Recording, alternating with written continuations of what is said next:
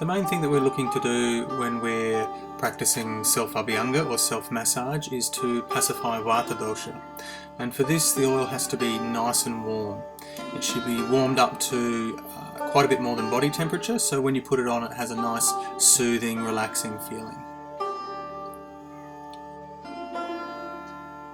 So we begin with the feet. The feet are a very important part of the body to massage. They bear our weight during the day, they do an awful lot of work, so it's important to be really thorough with the feet, working in between the metatarsals, the small joints of the toes and the ankles. As the joints are places where Vata can accumulate very easily. So lots of nice small circles on all those small joints in the ankles and the feet. And then moving on to the legs. We do longer strokes on the long bones, massaging towards the heart, along the shins,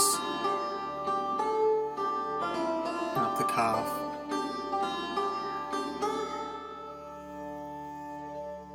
We don't have to be too firm or use too much pressure with the massage. And with the knees again, small circles on the joints, being nice and thorough. And then the thighs again, long strokes towards the heart.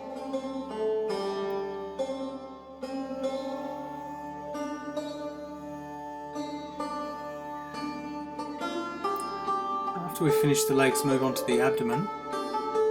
Pour a generous amount of oil and begin with circular movements in a clockwise direction.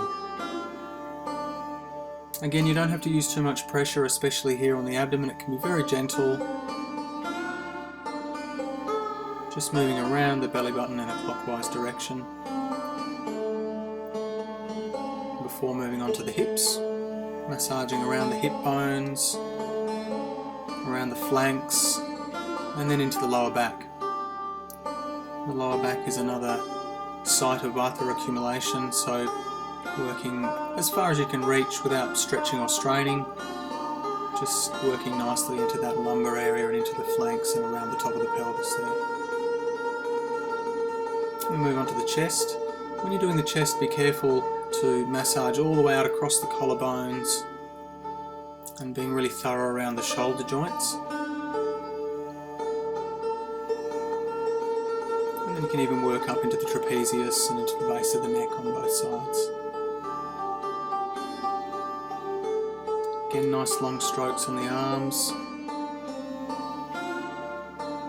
Paying particular attention again to the wrists as with the ankles, and the hands as with the feet.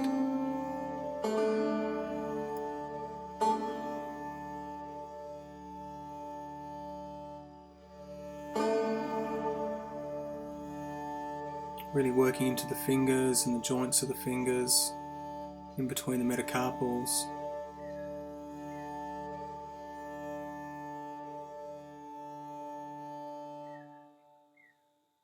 And finishing always massaging up the arm towards the heart.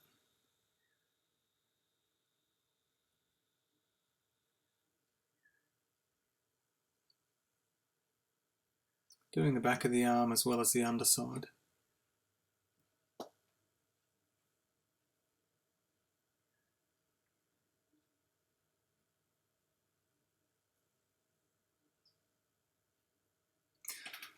Once you've finished the shoulders, the arms, then you can move on to the neck.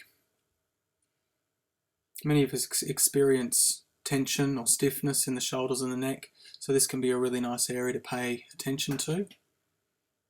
You can work quite thoroughly into the neck, in between the joints, the vertebrae,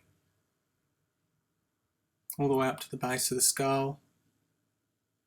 And there are some pressure points there that we can work on as well.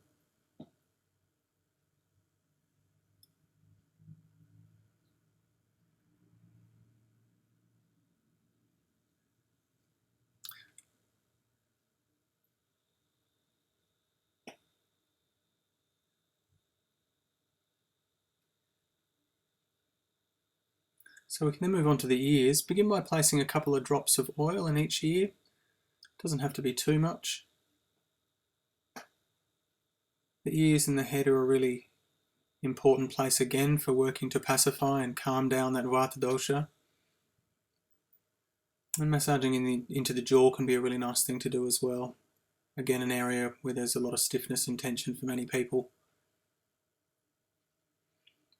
So next we're going to massage the head. The head's obviously optional. If you need to go out for the day and you don't want to have oily hair, then you don't have to do this.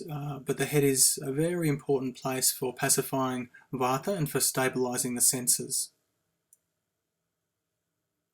And if you're suffering from insomnia or excessive thinking, stress, then definitely the head is essential. Just choose a day when you can wash your hair or you don't have to go out and about. It's often useful to do Nadia or just put a couple of drops of oil up each nostril. You can sniff that up into the nose. And always finish by working into the mama points or pressure points on the forehead and the temples.